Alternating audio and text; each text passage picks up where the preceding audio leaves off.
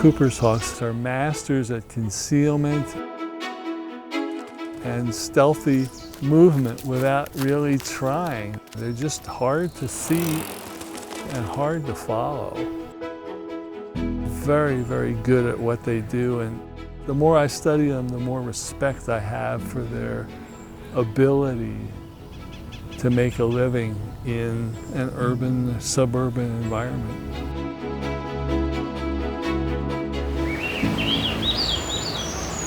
The Cooper's hawks evolved as a forest hawk, and over the last 30 years, they have started moving into suburbs and urban areas all across North America.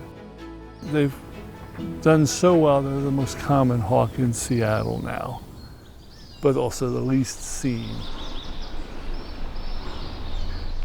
I've always been interested in nature. Oh, there she goes to the nest. So I was a member of the Woodland Park Zoo. And there was a class being offered, hawk watching in Western Washington. And I said, that looks interesting. And I signed up for it, and it changed the path of my life. And I ended up spending 17 years studying the peregrine nesting population in the San Juan Islands. So that's where I got started. The founder of the Cooper's hawk study did it for 9 years, and he approached Martin Muller and myself about taking over the study in 2012, and we fell for it. And it's been great fun and a lot of work. There they are. That's her.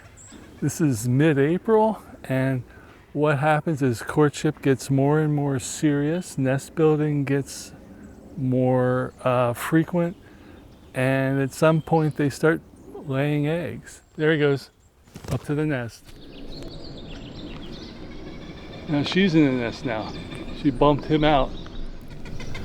So we're about ready for the earliest sites to lay eggs and start incubating, and then they become impossible to find because they're so secretive.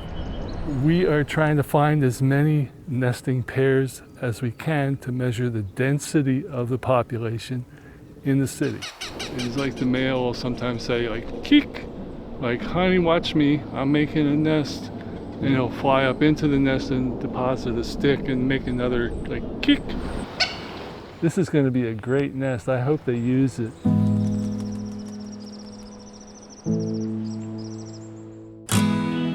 We started Urban Raptor Conservancy 7 years ago in order to acquire funding to do the rat poison study. We cast about for funding, and then Patagonia came to the rescue, and they have funded our rat poison study completely. They've been absolutely wonderful.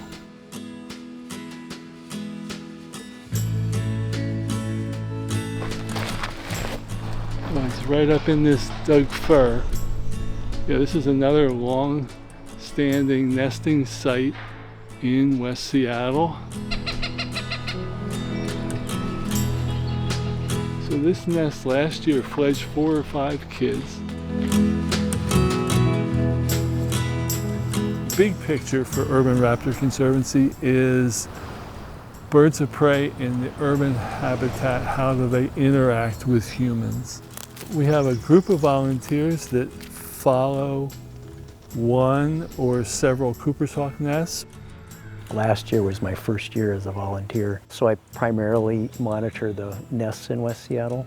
You know, they're a silent bird until it's breeding season, so it's fun to sort of witness that secretive forest hawk during a time of year when you can find them.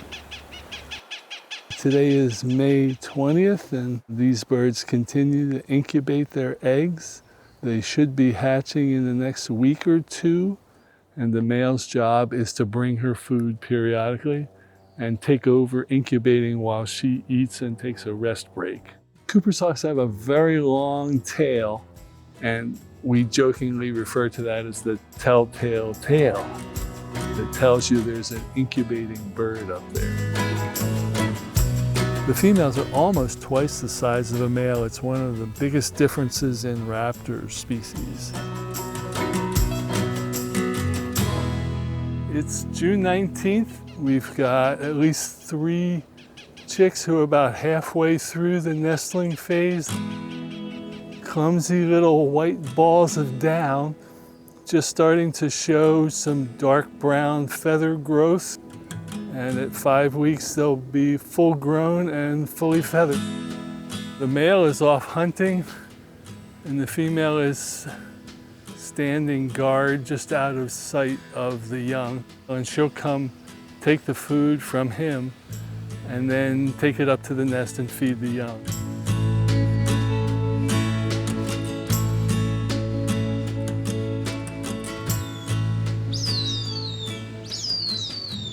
Yeah, Cooper's hawks love the Seattle park system. Last year, 40 of the 66 nests were in Seattle parks and greenbelt properties. Big nesting trees and lots of prey. They're not just hunting in the parks where they nest. They'll also hunt the neighborhoods.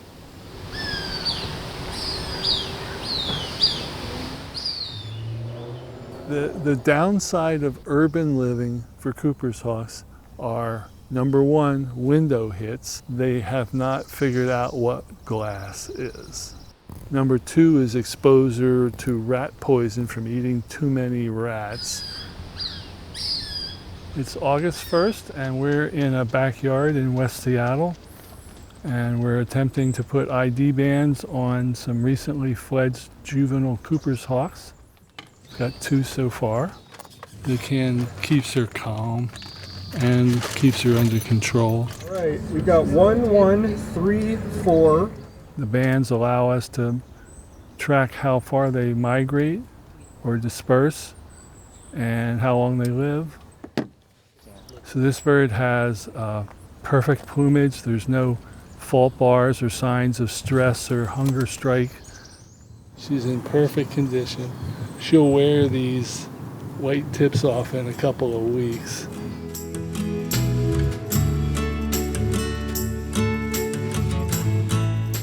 Last year we had 66 nesting attempts, 55 were successful, and 200 fledglings.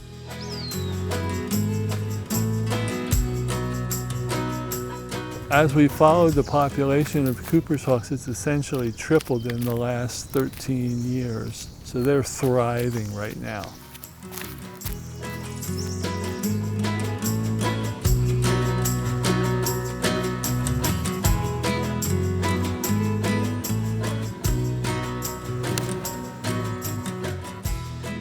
Cooper's hawks know just when you're going to look away for just a second. And you take your eye off them and poof, they're gone without a trace.